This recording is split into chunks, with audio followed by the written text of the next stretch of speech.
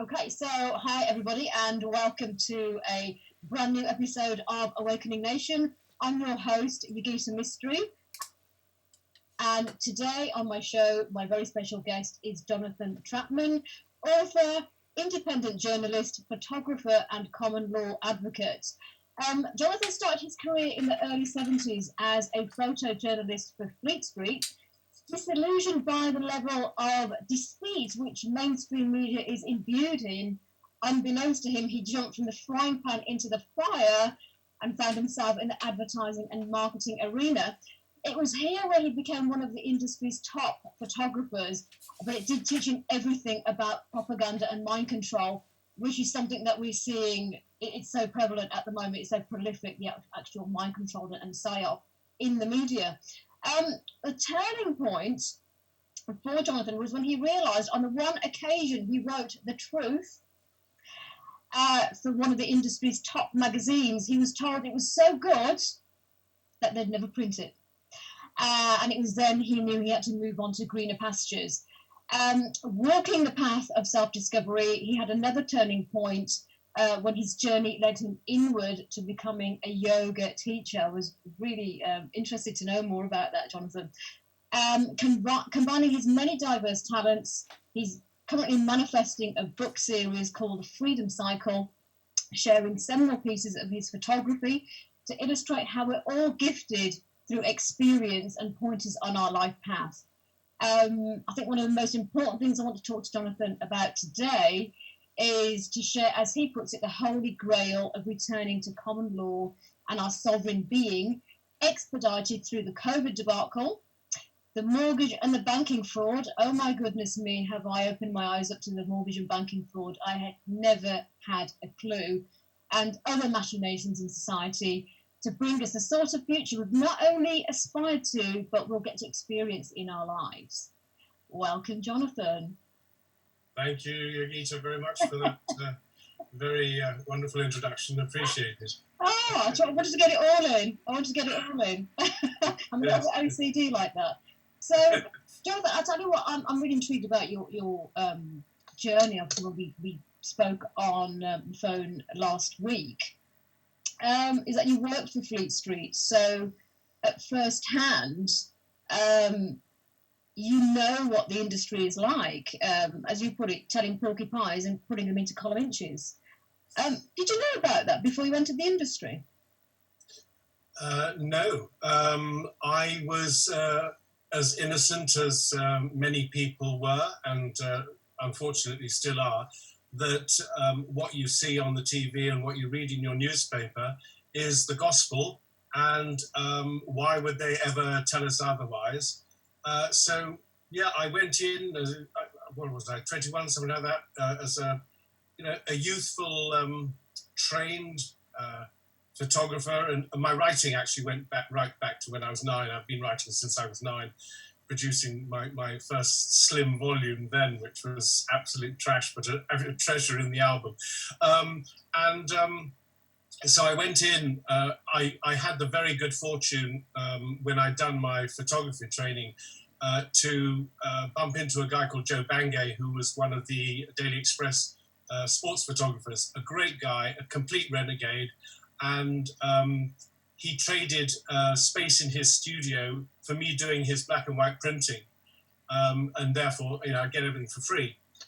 Unfortunately, about 3 weeks later, I said, Joe, I've got to pay you rent because, frankly, your pictures are so bloody awful, so out of focus. It's driving me crazy. He, in his inimitable way, accepted that, and we remained friends. But he got me on the track onto Fleet Street, where I did my cutting my teeth into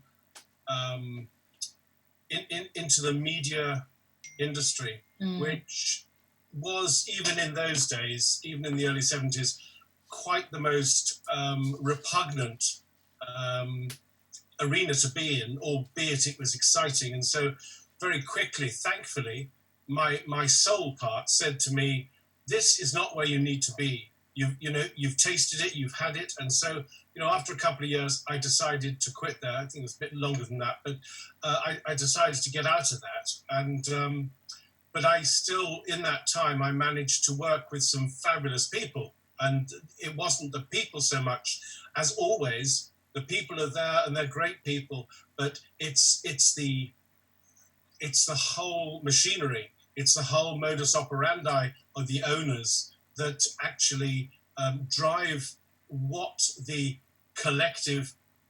I'm going to call them during this talk. I'm going to call them the cabal because you can put any all sorts of names, but the cabal is a nice little title. But even then, the cabal was really using the media, the newspapers, for putting all sorts of stuff out that we know they put out in order to guide, the narrative. Who owned do you know who owned the media back then? Is it the same people who own it now, or is it changed?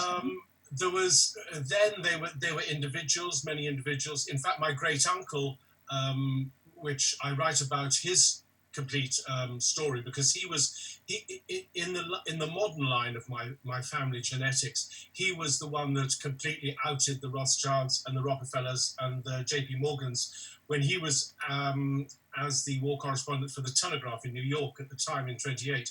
And in fact, that put him in the sort of Snowden Assange position of being chased all over the world because he told the truth and exposed it. And then back then, of course, the owner, Lord Burnham, who owned the Telegraph, was a family friend of theirs. So we had great interconnectivity there with either the top or the bottom. But then immigrants, as my family was from America, were very, very. It was very easy in Victorian times to move through society from the top and the bottom, and so we had all that.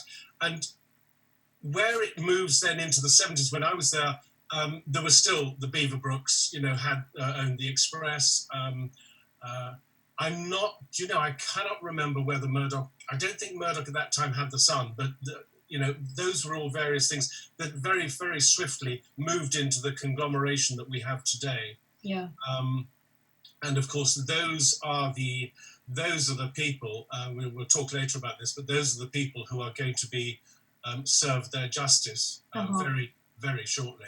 I'm intrigued. So when you were working at Fleet Street, did they overtly just come to you and say to you, "You've just got to make up a pile of BS and print it"? Did they actually say that? Is it? I just want to know sort of the environment and get a picture in my head and the viewers. Okay, so I'd go out and I'd take a photograph, and they said, "Well, it's up to you to put the words to it." And do that. Famously, my biggest scoop, I think, was when I was absolutely desperate to fill the week's wage pocket, and because you got paid as well on results as much as anything else. And so I said to my sister, "I'm completely out of people who to photograph. Do you know anybody?" And she said, "Oh, by the way, yes, I have a friend who's actually performing at Hickstead on some jumping event." And she's interesting. Go and photograph her. So I went down there to Hickstead, photographed her, and went to the caravan afterwards and sat down with her mum. And her mum, I said, "Well, this is totally between you and me, but I just need to get a bit of background on Anne." And she exposed that Anne was, in fact, at that time, the ex-girlfriend of Mark Phillips. So here we had the ex of the soon to be married to royalty. And so I went back. She wasn't the greatest beauty, but I went back to the desk and they said, "No, Jonathan, we can't possibly use it. She's not up to our standard." And I was desperate. So of course I broke every rule in the book, and I, having sworn that I wouldn't divulge the information that I'd been given. And I said, "Well, she actually is just the ex of Mark." And they were just about to print that story the next day about the engagement of Anne and Mark. And so, of course, suddenly he said, "This is the most wonderful picture. Yes, we're going to." And it was my biggest scoop. I had everybody wanting, radio images thrown over to them from all over the world. But it was down to me to do that. And so, for instance, often, when you were asked to fill in your own story and everything else, that happened. And very, very quickly, I'll tell you a very amusing story. When I was at Times, that I was out in Italy on assignment, and I photographed these pictures around Grosseto, which happened to be where my parents were living at the time, in semi-retirement, but they were living there, and my father was working and doing various bits and pieces. And I came back and had these pictures, and it was and I took a lot of pictures around the hot springs where the Etruscans used to go to heal their wounds in the ancient times, and I'd overheard that this might be, Italy's green revolution of using the natural source and heat and energy of these underground springs to actually produce clean energy. Now, bear in mind, this is going back to the early, when was it? It was late 70s, early 80s. So, I mean, it's early times in the Green Revolution. And I came back, and Mike Hildred on the Times was very, very keen. So we were doing this big special report on Italy. And again, he said, we'll write it up. So I wrote it up and made it very, very interesting and everything else. And he then, it went into publication. What I didn't know was that in the time that elapsed between these various trips and everything else, my father had been in deep conversation with a major partner of his in London, who was one of the big major builders in London, for houses and residential and business. And he'd suggested to this guy that perhaps he'd found this bit of land near him, which could do at least 15 houses and bring employment to, but also, solve the problem of having some, tourist accommodation and stuff. And the guy said, no, I'm not really that interested, John. Not at the moment. But it happened that weekend he sat down in his with his coffee in the morning on Saturday and pulled his copy of the Times out, read this article that it exuded about the new energy in Italy, and rang my father up immediately and said, John, we're going to go on this project. I've just read this, blah, blah, blah. And so it happened. And then some months later, I met up with my father, had a conversation, and said that, I'd been doing some pictures in Italy of this. He said, that's funny because, Tony rang me and said, and I said, well, actually, you don't know, but I actually wrote that article, and what I said there was far flowerier than more flowery than it was, but it unwittingly kept my father in a job for another 5 years. And so there are sort of interesting things like that.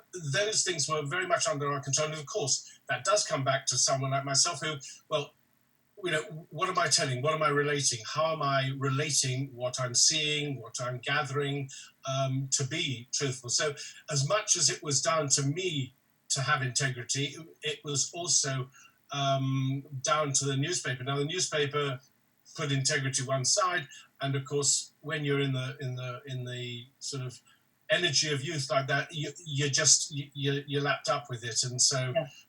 There's not a great deal to be proud of from my side. I mean, I can recognise that. However, what I learnt from that was far more important.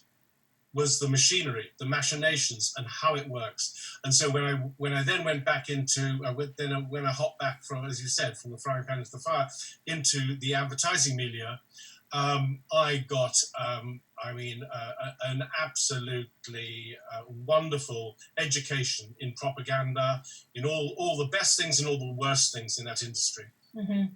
And which magazine are you working for, by the way? Sorry? Are you happy to say which magazine you were writing for?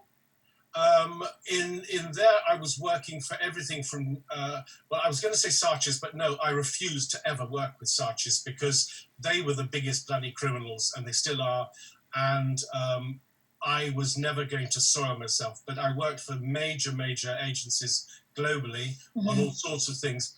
Many blue chip, accounts, whether it be British Airways, BMW, Benson Hedges. I even did until I decided to give up smoking, to give up advertising and advertising smoking and all that stuff.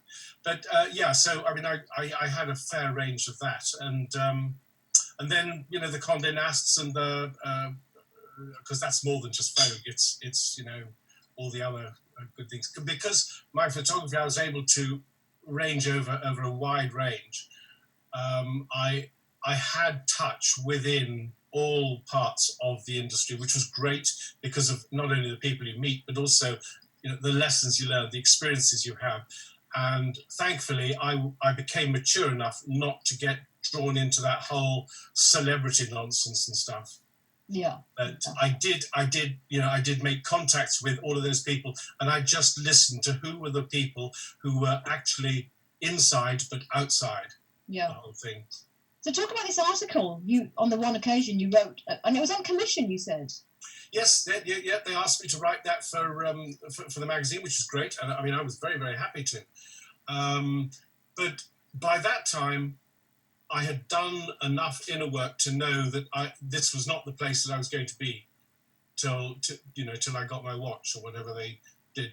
And so I decided to just write the truth as I saw it.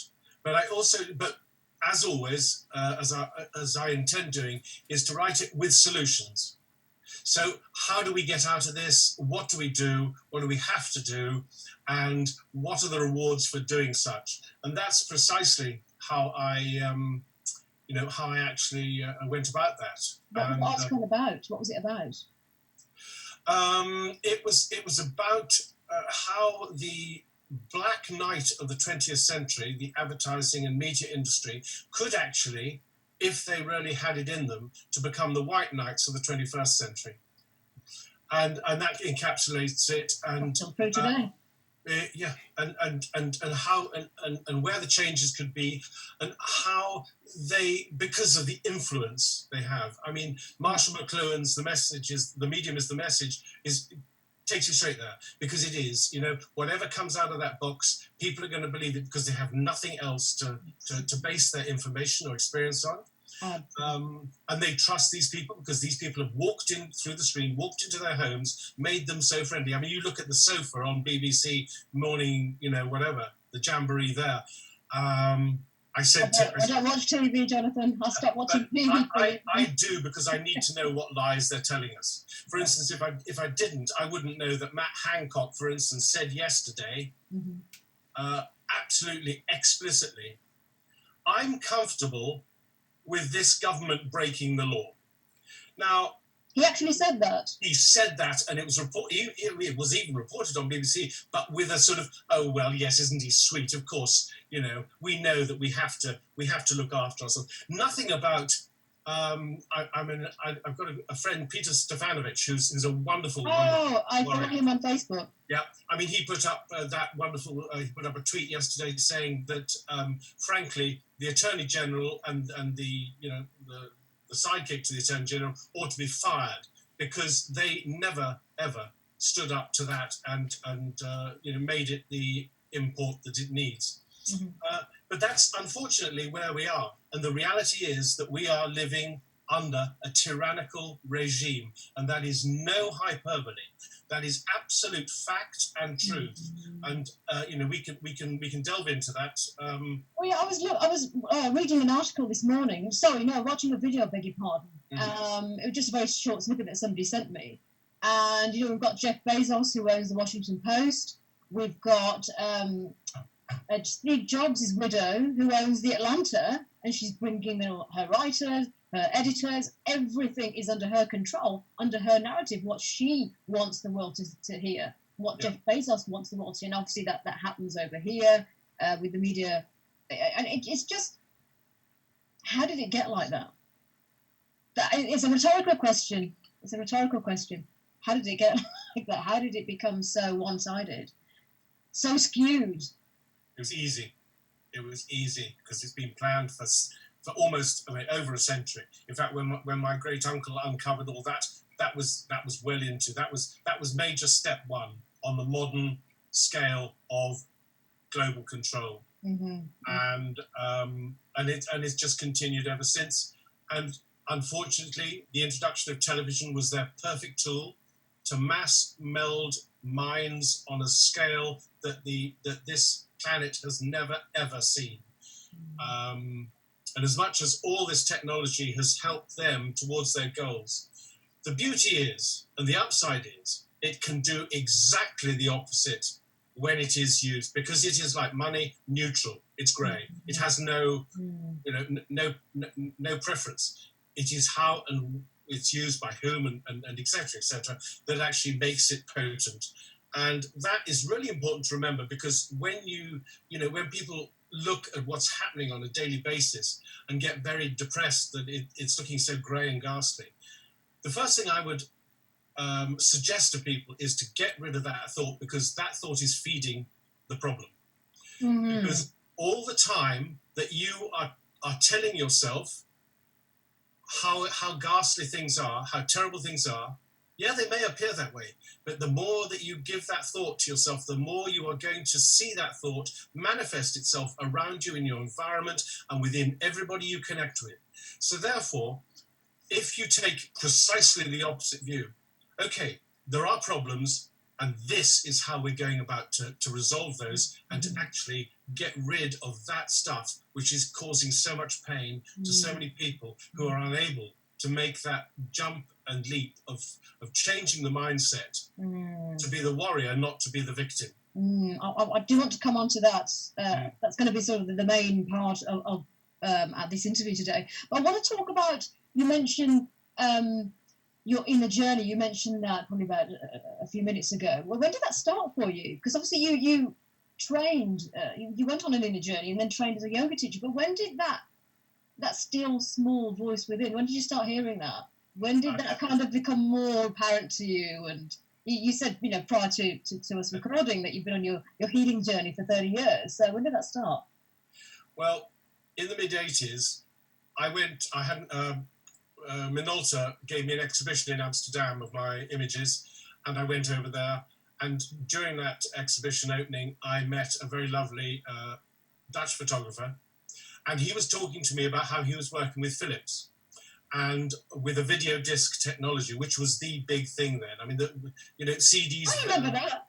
Yeah, well, and great, because that was absolutely profound. It was seminal to the advancement of technology as we know it today. And he was chatting, and he said, we've got the great thing where he's getting all the creative influences within Holland together onto this video disc technology. So you give the film department, or you give the advertising agency, or you give the press, the newspaper, whatever, they have this disc, and it's updated with all the information, so they're constantly, at a touch of a button on the old computer, they can actually get some, all the information they need. And because it's video disc, you can have films and video and the like, and photos and all the rest. And I said, that is amazing. And I had this moment. I said, what about taking it globally? It has to go. He said, I'm only interested in Holland. I said, do I have your permission to take this globally? He said, yes. I went back to London. I knew immediately he said yes. I knew I needed £2 million as seed money for this whole project. I went back to London. I asked a friend of mine who was high up in J. Walsh Thompson, which is one of the big agencies in Berkeley Square there, big global agency. And I said to him, Mark, do you want to work with me in your spare time on a project which I think is going to blow the world? And he said, yeah, of course, Jonathan. I mean, I love your ideas, your creativity. And I said, all we need is the best software programmer in the world. I went down, funnily enough, way before I ever came to live down here in Somerset. I came down to Somerset one weekend, and a girl there said, I was chatting about this, and she said, I've got just your man. He lives in Stoke Newington. And I happened at that time to live in Hackney. So I thought, wow, on my doorstep. Got to meet him. Long story short, yes, he was, and probably still is, one of the best programmers ever. He was able to program fuzzy logic before fuzzy logic was even able to be believed, which is to give the non-techie people an idea of what that means. Is I imagine going to Google or Alexa and saying, I want you to find me something soft and, well, with a feeling of cat's fur, but yet with the potency of a tiger's growl, or something like that, right? That would puzzle Alexa. But the programming would take you straight there. So therefore, in what we were going to create, this was huge. In a nutshell, we spent 2 years in my full time and their spare time, and we came up with eventually needing 5 million, because that was what we needed after we'd done all the financials. Mate of mine who'd lent me their advertising office said, okay, I've got someone I think you can do. He's an ex-SAS guy who now was raising funds for finding angels for major Hollywood productions. He said, I'm over to New York, to Wall Street tomorrow. I'll be back in a week. I don't see any problem. I can raise that. So he came back in a week. He said, Jonathan, we got the money. Fabulous. I went home absolutely elated. Back to Hackney, went to bed, had a fabulous sleep, really great. I was going to meet the lads in the morning and give them the good news. Right, that this whole thing was push button ready. I had a dream. Anybody who knows me knows that my dreams are my absolute guidance. Whatever I get in my dreams, I pay attention. And the dream said, Jonathan, do not go out, go in. I knew exactly what that meant. And also the dream said, give it away. And I thought, okay. So I went and told them the good news and the bad news. I then, 3 weeks later, met a stranger on the stairs in the back of an agency in Soho. I stopped him. I said, "You're into this new computer stuff and all this, internet that's building and everything else." And he said, "Yeah, how do you know?" And I said, "I just know that you know." And so he said, "Fine." I said, "Here," and I handed him the whole business plan. And I said, "Go off, do what you will with it, but the only thing I ask of you is, here's my number. Let me know what happens." So he comes back 3 months later. He said, "Oh, by the way, I'm the guy, blah blah blah," and he said, I actually sold it. I sold it for just under $1 million." I said, "Great." He said, "I sold it to Hachette, which is a big publishing house in France." And of course, what happened was, 89, there was one of the big crashes, and Hachette nearly went under, and Fountain, as it was called, Fountain, then disappeared from existence. But that was, in a nutshell, the beginning of what everything that Facebook, Google, and everything else is. We actually went there. However, that wasn't important. I mean, I could have been one of those Silicon Valley wonder boys and all that. That was not me. That's why I had to go in. I went in. The next day after I had that dream, I went down Charing Cross Road. Very rarely do I walk into a bookshop. Did I then? I walked in, Autobiography of a Yogi popped into my hand, falling from the shelf. Then Louise Hay... Fell into your hands, literally. Right? Literally fell into my hand, those two. And then the third one, which also came out into my hands, I opened it up, and the very first phrase that I read in that book, and I don't know what it was, maybe it was one of those things that happens. I read it and I said, I knew that when I was 1 year old, I knew that. And that was the moment that I said, I've got to now go in. I joined a yoga class in North London.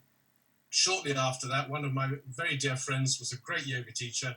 She said, "You're ready now to teach." And for the next 20 years, I was teaching yoga, and before I left London, I had one of the largest yoga studios there, which I started. And so it was great. And so, of course, the whole lot of that took me on an inner journey, which included 6 years sitting in the most fantastic Kabbalah group, which then I would have recommended it to anybody, but now it's become so celebrated, blah blah blah, that it's got a huge amount of integrity is very difficult to find. So you're back to that situation which you were, centuries ago, where you would suddenly happen to be in a place where you were drawn in because that was your path, and you would be given the secrets of life and all the rest, But, so luckily, I mean, there are integrous people out there who are spreading the word of how to open up your mind and your whole being, and but there also is a lot of dross and a lot of fancy stuff and huge egos prancing around, pretending that they are the be-all and end-all, and that in itself is the same sort of distraction as we find with the government distracting us. Here, look here, while we do this there. And that's, and this is where we need to train our critical mind to really be critical about everything that we come across, because yes, there's a load of dross out there on the YouTubes and everything else, and BS like that you wouldn't believe, but you have to be in a mind to know and to see that, because there are always pointers that this, frankly, don't bother with it. This isn't going to give me anything. But it's sometimes that feeling does not come from logic. You see, because since I've been on my spiritual path and I've been on my journey of discovery, which has been the last 6 years, you feel what is the truth and you feel what is lies. And prior to that, I would follow this guru and that guru, and isn't she great and isn't he great and blah, blah, blah, and get swept along with it. I'm not going to name any names. I think once I started to dismantle myself and unravel and, and completely down to who I thought I was just vanished. And then you start to rebuild yourself back up from the essence of who you are, the core of who you are. And this is what happened with me. And then bullshit would just come straight at me through the screen. I think, I don't really resonate with you anymore. All these people who I used to follow, who I used to admire, and had that reverence for kind of fell away. And I can see it, I can feel it from a distance. I can even feel it through a blog post or a video. You can just see what is contrived. And sometimes the most wholesome person isn't the one who has a massive following and a massive audience. Person down the road who's quietly, authentically doing the work that they were born to do. And I think it comes from intuition. People don't know how to tune into that. Yeah, it is. We all have it. You see, the tools that we need, we all have within us. Yeah. Everything is there. If you recognize something in someone and you think, oh, I'd love to have that, or I'd love to be like that, it's because you have not allowed yourself to believe that you are there. You can be there. And the intuition is something that is always there. It is our better self giving us the information we need. Now, most of the time we override that with the second thought, which comes from us, which comes from our logic or whatever. However, if you train yourself to really, really listen to that inner voice, that intuition, then you cannot ever go wrong. And that's why it's not excuse for the banging. I think that. Where's that coming from? It's the washing machine that's on its way. Ah, don't worry. That's what I love about these things. It's all organic. It's all it's just like it's not polished. I hate polished stuff. So really, really trusting that intuitive intelligence is the most important thing that any of us and everyone else can do. And it's not an intellectual process. No. It is exactly the opposite. And it's everything that you can. I would assure you that every single person has had a moment in their life where their very first flash in instant thought is the intuition, and they can recognize it, but they know that they've overridden it. That's fine. But really, really trust that and allow that to guide, and it will do. And as you say, with friends, with people. And yes, there's going to be a huge drop-off for people who we so-called friends, because frankly, if people have got more than, a handful of friends, then they are very, very blessed. I mean, real friends. So it's a question of finding like-minded people who are not going to help you to be distracted, but also going to be as focused as we so dearly need to be at this moment in time. So I want to come on to the common law. When did you first become aware of common law? Because for me, this is brand new. Over the last, probably since about April this year. Well, I've always known that common law has been the basis for every single legal structure in the world. The depth to which these isles are the very core and fons et origo, as I call it, the very core of the common law.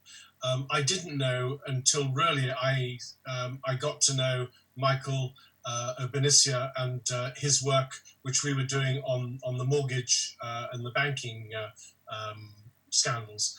And his depth and breadth of knowledge of the historical aspect as well as the lawful aspect is huge, and it is absolutely fascinating. In fact, there's a video on the Freedom Cycle up there of him giving a talk to some people. I think it was in Liverpool, and really going to the core from when it really began 1500 years before Magna Carta.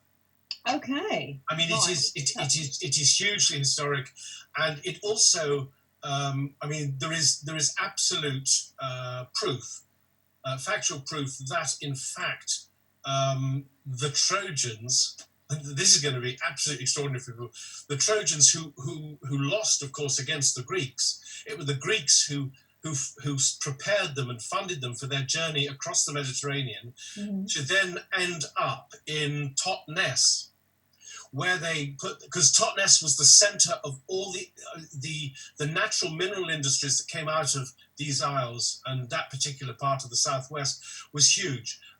In fact, it's no stretch of the imagination to say that in fact the Trojans that landed were in fact the Phoenicians, and the Phoenicians are known to have been trading, for whatever. Anyway, they brought their wisdom and their knowledge and their potency, and went through the breadth of the Isles, right up through Scotland, and would land, as they landed in Totnes, would land and not interfere with the indigenous people there. But because of their intelligence and their wit and everything, there was an immediate sort of coming together and recognizing that these people are actually our companions, not our adversaries. And the same with the Picts in Scotland. And so from that point, what developed was this common law, the very basis of common law: do no harm, protect your own and your community with whatever means is appropriate. And so that was really the basis of the common law. When it came to 1215 and the famous, we're told the history of blah, blah, King John signing this great document, the barons overseeing it. Many people don't realise that, in fact, it was all torn up in 1215 itself. It became null and void. Okay. Because the barons realised that they had actually held John the King to sign it at sword point, and therefore under duress, and therefore it was absolutely everything against common law. So they could not hold that. So then in 1216, they then introduced the Charter of Liberties, which contained a very, very trimmed down version. So Article 61, which many people go to, use as a go-to for common law, that died in 1215. It never was resurrected. It never came into the Charter of Liberties. And I mean, I know there's a specific individual down here who has spent many of her years working on the, making the Article 61 work. And only it may work in a very small environment in some small thing, but in the greater scale, it is absolutely null and void. It has absolutely no power, potency, or whatever, because it never existed. Right. So from that point of view, what we have in Magna Carta 2020 is the absolute definitive resurrection and reconstitution for the 21st century of the common law. And the Declaration of Rights, which I would strongly suggest every one of your followers or whoever comes across this interview to go and I'm sure I'll supply you with the various links that you can supply me with. Yes, please do. The declaration that happened just before August 22nd this last month, so August 22nd on the 8th of 2020, 22 members of the grand jury, under the witness of 22 other members, signed into reintroduction the Declaration of Independence and Magna Carta 2020. Mm-hmm. And to hear that being invoked, being read by Michael on this video, which has, in such a short time, gone stratospheric, not only on Facebook, but also on YouTube. Really powerful. You've heard it and listened to it. It is absolutely, the energy and the power in that touches a part of each of our being that says, this is truth.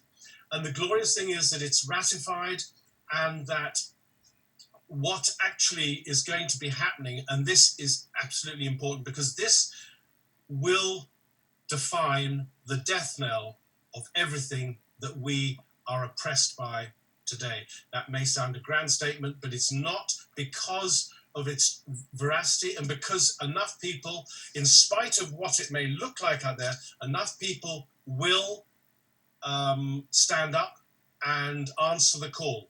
Mm-hmm. And the call simply will be that everybody at one time, at one moment, on one day, at one time, will be asked to witness, to be present, to witness something of global import, but something that will be witnessed throughout the UK. Okay. So people are watching this and are feeling doubtful. How is common law going to free us? How is it going to save us? Because I have heard somebody say to me that common law has no teeth, verbatim. Yeah. What have you got to say to that? I'll say, well, I don't think you, with due respect, I don't think you understand what the hell you're talking about, because common law has always had teeth. It's been hidden from us because its power is the sovereign people. I didn't say that. That was somebody I was talking to. No, absolutely. But you see, I know, but I mean, I've had to feel that sort of thing, over and over again. The simple answer is really go listen to that Declaration of Rights and tell us whatever there is not right, is not powerful, is not true, and is not potent.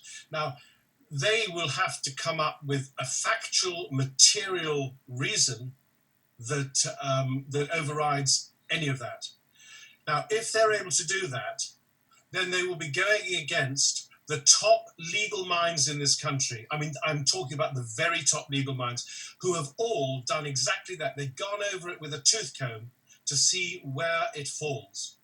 And they have all, to the man, and maybe there was a woman there as well, I don't know. But anyway, to the person, they have all of them said, this is the most brilliant piece of lawful and legal writing that we have never done, and that we could never have done because we actually don't have the knowledge that has been able to do this. No, they don't. No, they don't.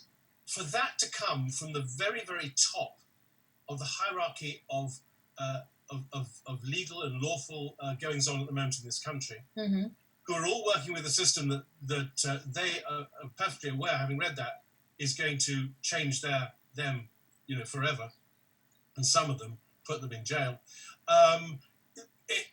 That you can't get a higher recommendation. So, from the point of view of how is it going to affect each and every one of us, what are the benefits? The benefits are that common law is very simple on one level, and that is do no harm.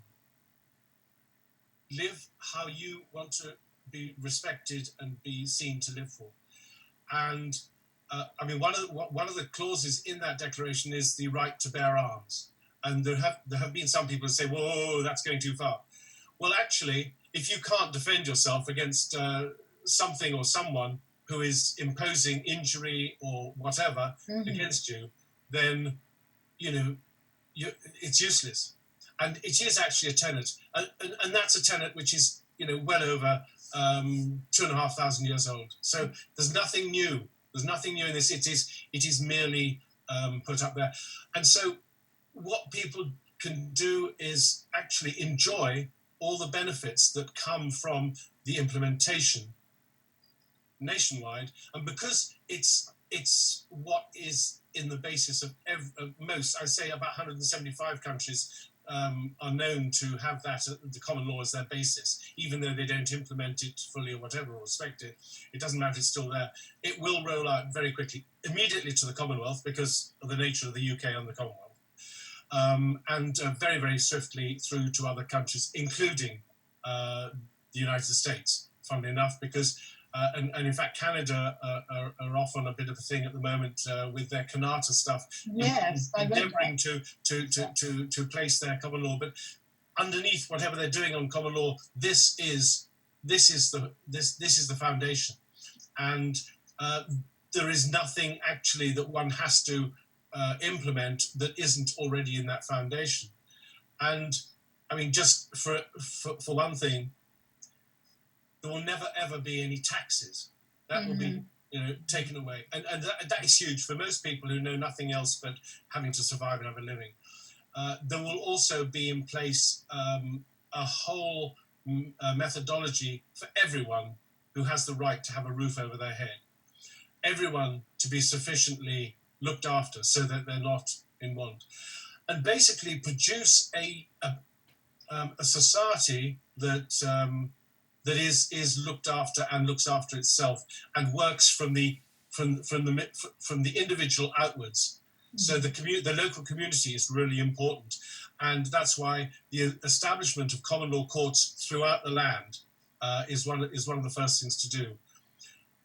People say, well, what about the armed forces and the police? How are they going to react? They're surely going to back up the government. Well, they will be put on notice to stand down from being under the crown.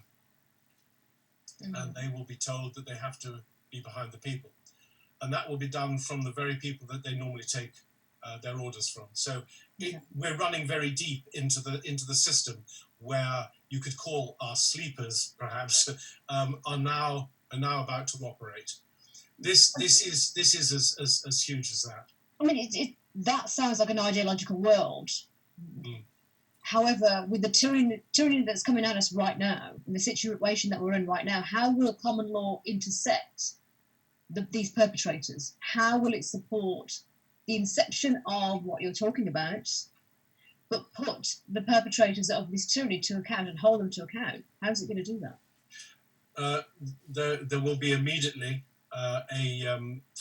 warrants going out in every part of the country to nominate people, the top people first, and they will be given the common law right. Either rescind what you've been doing, or be the criminality that you are creating.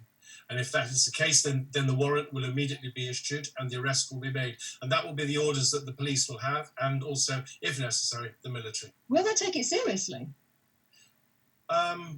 I'm sorry, but that is the law of the land. We are the law of the land. The common law is law of the land, by the very nature of it being. Because there's so much hubris. There's so much hubris in the deep state, the cabal, whatever you want to call them. There's a lot of hubris, isn't there? Yeah. And there's a lot of money as well, and that's where the hubris comes from. Yeah. So, yeah, it was just something that it came up in a question yesterday. I was talking to a lady in Boston last night, and she was talking about she's had EMF attacks and all kinds of things perpetrated upon her as an activist. I will be doing an interview with her. In Lincolnshire, is that? Massachusetts. Oh, okay, right, yeah. Yeah. And she said, she writes to these people, and she said it falls on deaf ears. Has that crossed your mind, or am I just looking at this in a very, maybe a childlike way? The thing that will be revealing this will be so huge that no one will be able to avoid knowing about it. Okay. And therefore, they will also know the veracity of what is being presented and the legitimacy.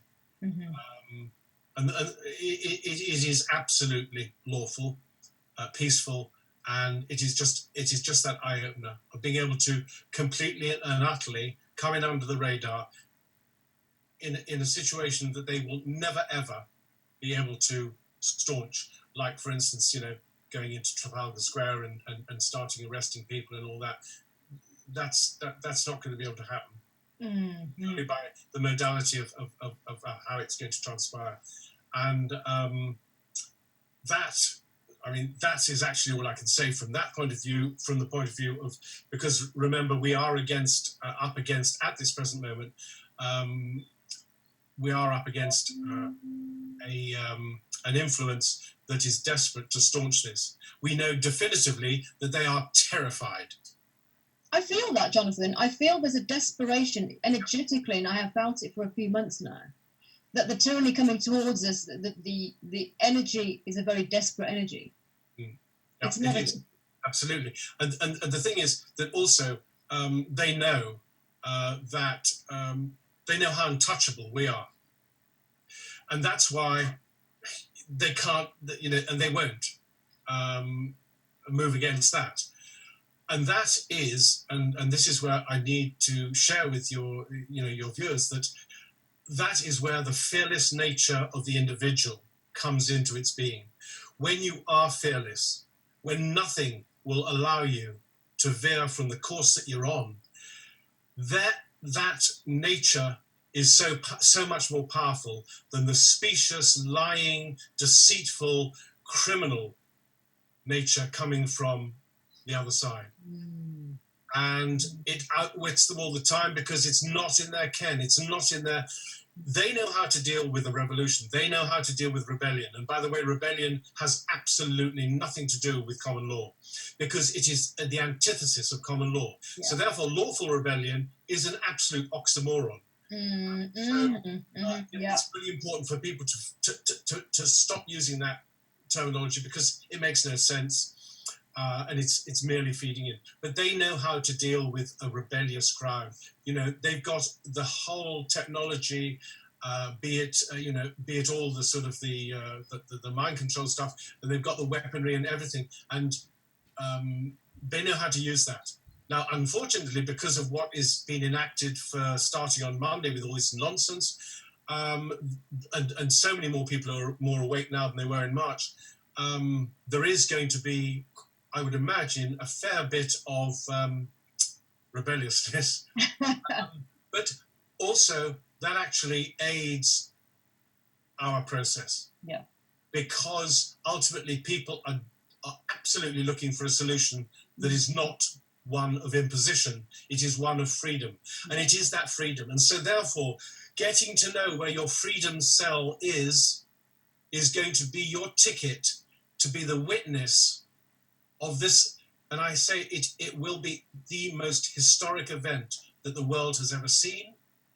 And you will be amazed that you are witness, and you will be glorious, and such a witness to hand down to your grandchildren and their children.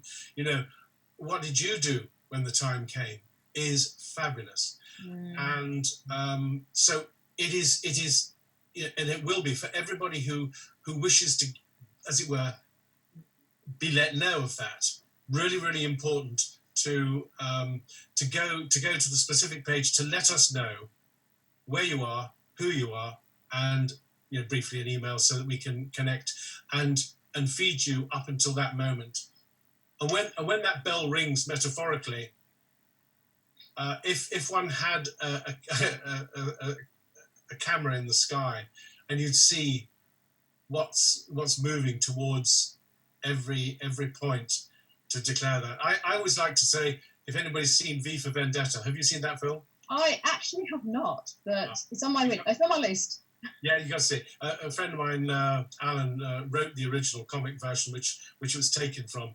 And no, it is wonderful. There's a final scene there where everybody takes off the V for Vendetta masks and they march, and the police and the military let them through. And it's that moment. And I hold that image because that's precisely what is going to be coming down the pipe.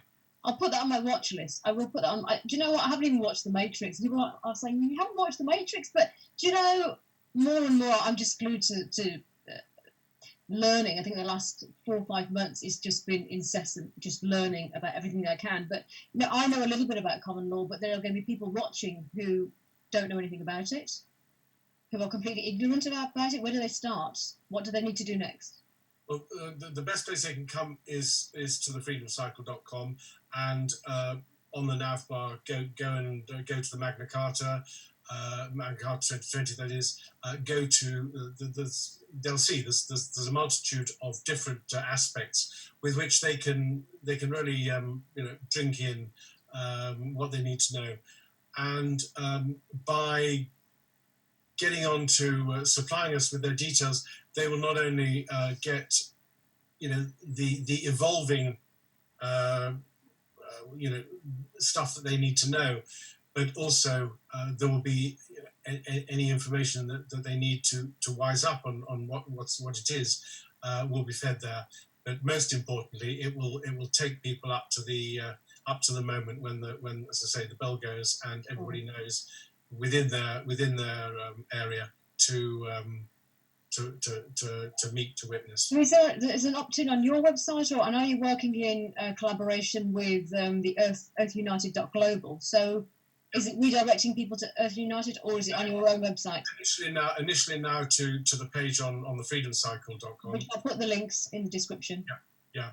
And then yes, I mean all of this bringing, because we're still in the stage of bringing everything together, because as you can imagine, it is a huge, massive project, and also unfortunately, there are people who are focused on getting their thing done, which is great. I mean, everybody's little specific interest is great, but at this moment in time, within this window, we really, really need to all come together and to share the reach that we have, because every single person who who has subscribed to you or who gets to know you or whatever, it's their responsibility as a sovereign being to let everybody they know.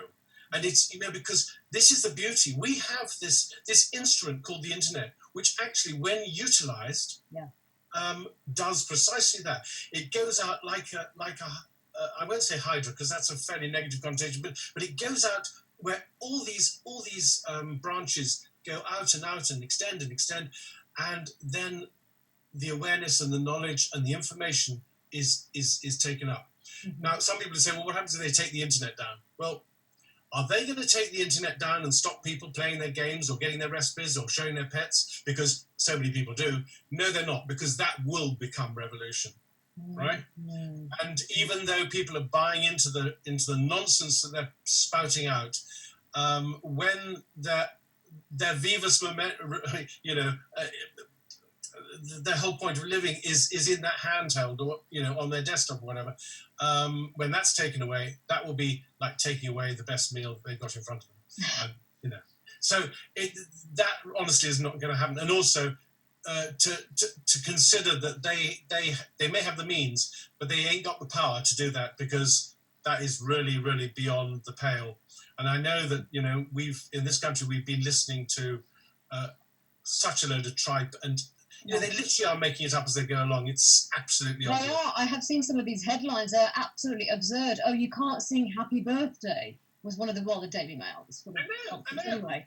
And what was the other one? What was it? Oh, I can't. It was so absurd. I was just thinking, really? Who is writing this absolute load of tosh? And getting paid for it? It's the 77th Brigade under Cummings and all the other things, and then Mark, what's his name? He's just stepped down this month, but he was in control of the Cabinet Office, who under them had the 77th Brigade and the intelligence strategy people, and then also he was in control of GCHQ and all the secret services. So the whole thing is a coordinated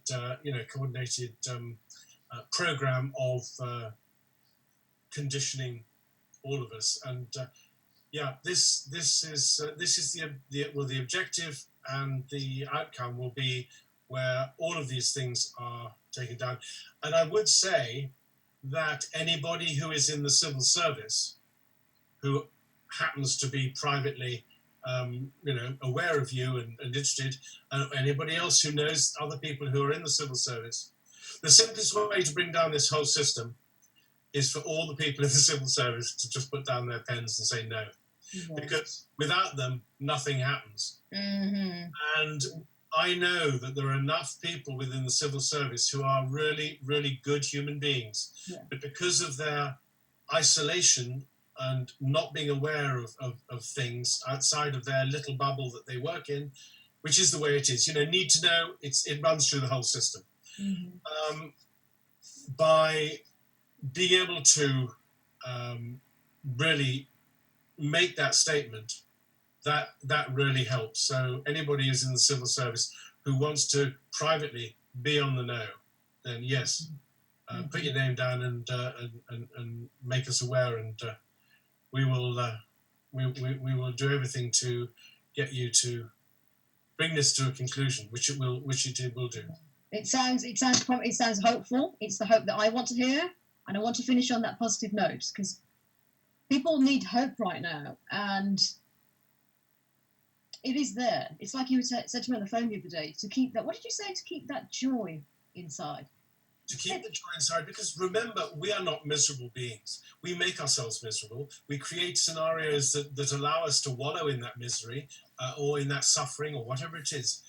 Everything that happens to us in life is an experience, and every experience gives us the diamond, amidst that poo that we have to draw out. We have to find. We have to draw it out, because that experience and the lessons from that experience is what makes us even better, even greater, even stronger. And we can only do that through then recognizing that we are joyful and grateful that this terrible experience happened to me, because I can now move on, because I've been given tools that I was not privy to before. And it is that. And so I am constantly upbeat, no matter what is thrown at me or around me, because I know my own truth, and I know where I stand, and I know where we all stand. And all I'm here to do is to encourage others to really, really stand in that joy, stand in that truth. And it is immaculate, because we all have that point in us that opens up. When you listen to Michael reading out that Declaration of Rights, it goes straight to that point in each and every one of our hearts, which says, yes, I feel the absolute truth and the veracity of that. And that is what is with, and we need to nurture that part. We need to water it, to put all the feed on it and to bring it up, because that is going to bring us to the place where we are community again, where we are individual sovereign beings, really loving, living, and being the true humanity that we all are. And when we're there, then the riches that come from that are so enormous and beyond our present ken that we cannot be anything other than joyful. So never ever be taken in by what they're throwing out at us. It's not true. It's all lies. And they have been illegitimate and null and void since the 1st of January of this year. And therefore, that is another reason why they need to go, because they are not fit for purpose and illegal. But that we will see. But on the point of ending on a positive note, be joyful, join in, make sure that we can't do it without you, every one of you. We cannot do it without you, because the more there is a critical mass, of course, but the more you are, the stronger and the more forceful that message will become. It will be live. It will be live globally. Powerful stuff, Jonathan. I can't wait. Thank you so much for your time this morning. So much appreciated. I'll put all the links below. If you can send them to me, I'll put them in the links below the video. Thank you, everybody, for watching, and I will be back with another episode. I lost my thread there for a second of Awakening Nation. Thank you so much. Bye for now.